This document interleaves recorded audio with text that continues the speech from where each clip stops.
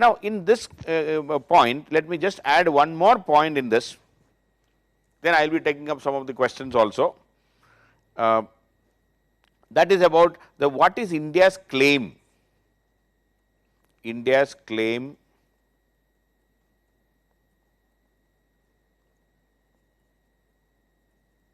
about his, her candidature or to be in the Security Council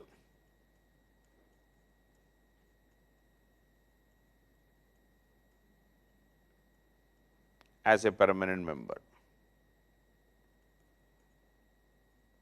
Okay. What are India's claim? What is that India is? Why India claim that we are a right candidate?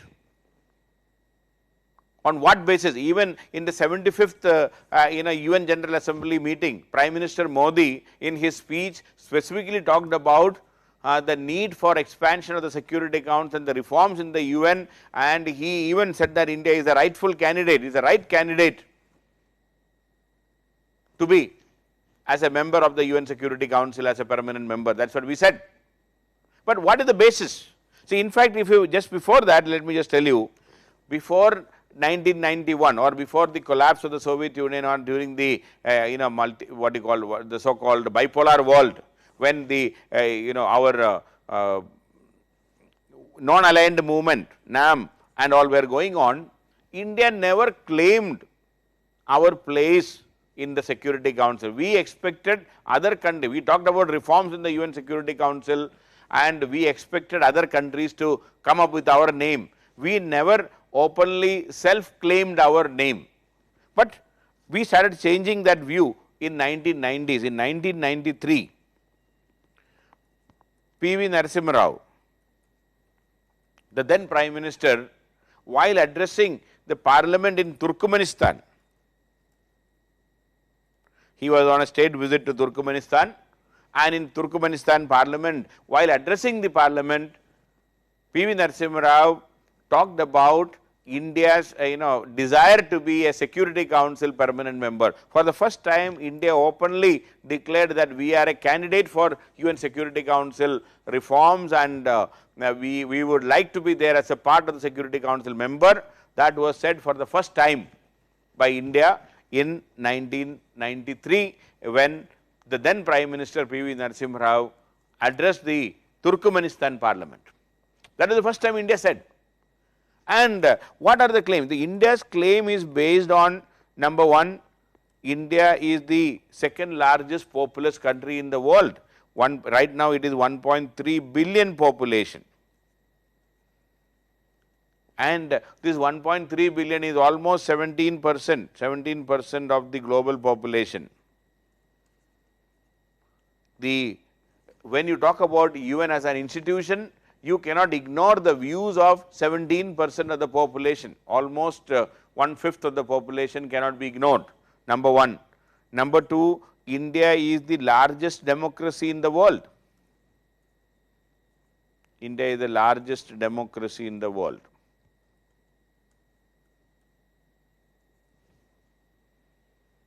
And number three, we are also claiming, and we are rather in the top 5 economies of the world. Top 5 economies, especially if you are counting on the basis of the purchasing power parity, the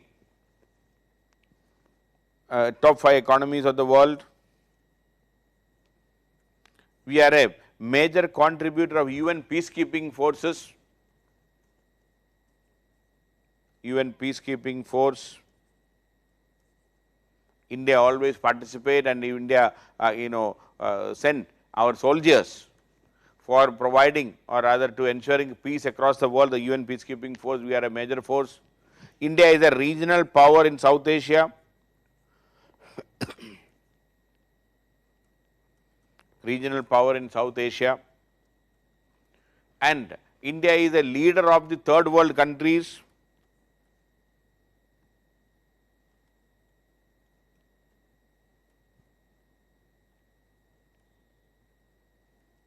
Leader of the third world countries, and India has a good track record in human rights and democracy, especially the human rights, good track record in rule of law.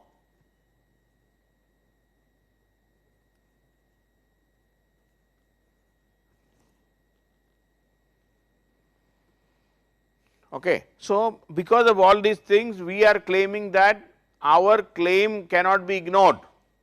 Our claim should not be ignored. That is the point, India is always, pushing forward. So, anyway, so India's claim is based on our population, our economy, our democracy, our rule of law, whatever little human rights track record, a regional power in South Asia, and a leader of the third world countries, the developing countries. On that basis, India is claiming.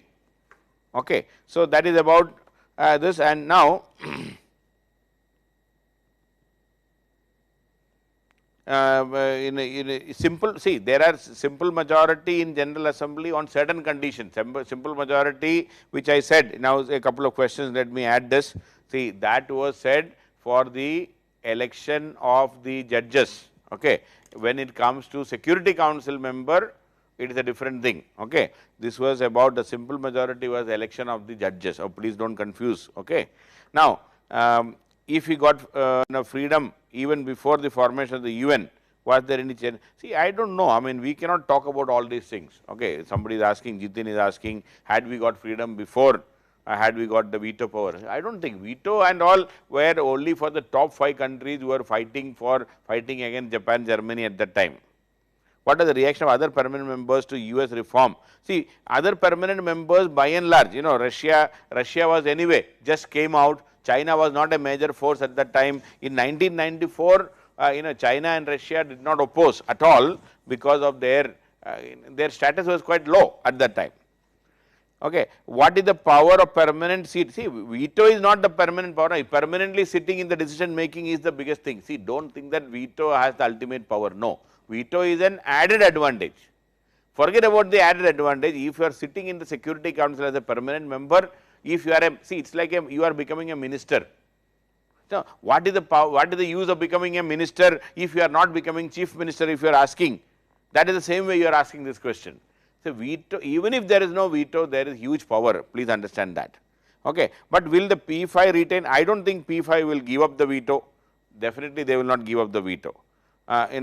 China told Germany is not developed enough to give a permanent membership. I do not know, I mean, I have not read that. I mean, whether China has said about Germany, I do not know, I have not seen that. Now, Arjun is asking, if the UN is so messed up, couldn't the countries like Japan, Germany, India, Brazil create another organization? See, but that will not solve the problem. Now, if you create another organization, there will be conflict only, but that is not a solution, right. At present, India is a non-permanent member of, yes, that is only for 2 years. At present, India is a non-permanent member, but that is for 2 years, 20 and 21, at the end of 21 will be over. Then again another 10 years we will have to wait. 11, 12 we were non-permanent members earlier. Difference between semi-permanent, non-permanent, we do not know, man. I mean, I only said there is a proposal came and you please understand what I said. Otherwise, I do not know what is the difference, because there is no discussion on that. It is not happened. That is a proposal. Any African member in the coffee club? Yeah, there are many African members in the coffee club. Coffee club has, I think, almost 40, 50 members. Then, sir, regarding COVID-19, according to some expert, it's bioterror by China. See, these things, there. See, every problem in the world, there will be a conspiracy theory. So, these conspiracy theories, I do not think we should be going too much about that. I mean, COVID-19 is by a bioterror by China and all, is a design from the lab and all those things. I think these are more of a conspiracy theory without any substantiation. We should not be going for these conspiracy theories. Difference between semi-permanent, I already said.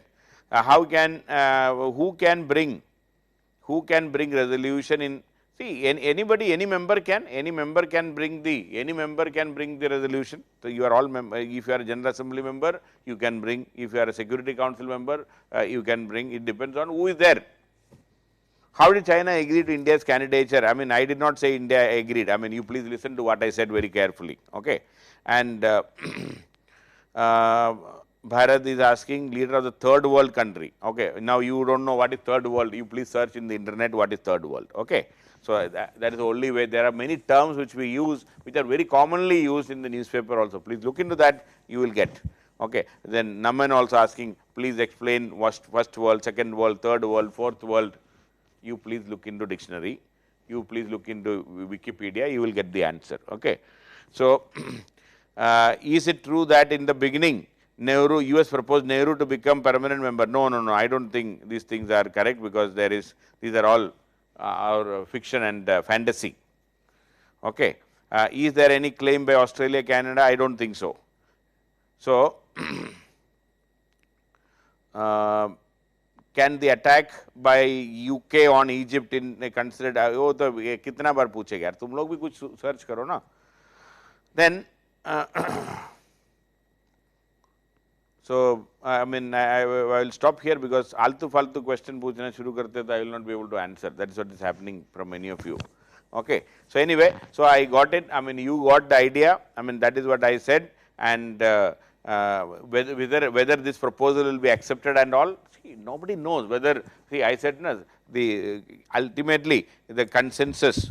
That this group, what I said, uniting for consensus. That is their proposal, that semi-permanent and all should be there. Will it be accepted and all?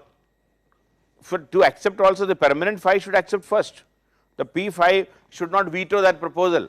Somebody has to take the initiative, and permanent 5 should agree. Then only things will move forward. Anyway, so that is about the UN and the UN reforms. See, now what is the final bottom line? The final bottom line is, there is no chance of any reforms in the UN in the near future. See, if at all that has to happen, there has to be a powerful visionary leader in US who is able to negotiate with the rest of the countries like China and Russia and all, and to accommodate the views of the developing countries also. I do not think that is that easy. I do not know how many leaders will be willing to take up that risk and challenge. It is a big problem these days. When countries are becoming more self-centered, and they are not, see, we are not able to take a decision on our global warming. We are not able to do things which can reduce the threat of the global warming, and forget about the UN as an institution and all. So, it all depends upon whether there is a leadership. Okay, leadership has to come, and this leadership has to come from the powerful countries. Countries like India will not be able to do that, because we are not that big enough to change the course of action of the world. We need powerful leaders from the top countries, and Xi Jinping is another autocrat. Donald Trump, of course, even Joe Biden comes, and I do not think they have enough muscle or enough stomach to fight for changing the course of the world and all. So, that is why the chance of reforms are very, very low, very small, but if it comes, if at all it has to come from the US, and they will have to convince the China. So, there has to be some give and take between US and China in the first place, and then the P5 should agree, then we should move forward to accommodate the rest of the world. So, it is not that easy. Let us hope if it happens, it will be good, but otherwise it is not that easy. Anyway, so that is about the UN.